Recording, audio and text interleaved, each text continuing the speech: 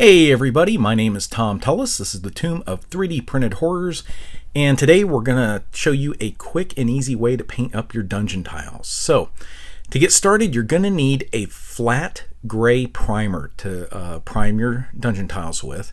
It really doesn't matter what brand you use, you just want to make sure it's nice and matte. In this case, I'm using rust-oleum flat gray primer. Once that has been applied and dried, you're going to need some craft paints. I'm going to use, for this example, Apple Barrel Granite, which is my light gray. I'm using Folk Art Ash for my dark gray, and I'm going to mix some black with that to make it even darker. And then I'm going to use Apple Barrel Territorial Beige for my brown. Now, you don't have to use these specific colors. You can use any light gray and dark gray that you want, provided they have good contrast with the gray primer that you used, and any medium brown will be fine. As I said earlier, I'm going to mix, the ash is the darkest gray I have, and it's not quite dark enough for what I want, so I'm mixing some black with that. I'm just going to apply that to, say, 2 or 3 random bricks on each side. Once that's done, go in with the Territorial Beige. Again, any medium brown will do. It does not have to be this. I just chose these colors because they were handy on my desktop. Again, go in, pick out 2-3 colors, or 2-3 stones.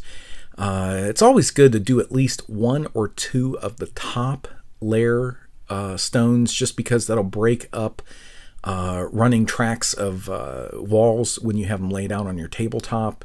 Each one will have a different stone, and it'll keep it from looking too monotonous. But again, just go in here. You don't have to be really careful. You don't have to get the whole stone right back to the grout work. Just get them. Once you do the dry brushing or the sponge application on this, you're not going to be able to tell how neat it was anyway, so don't worry about that. Just get those done.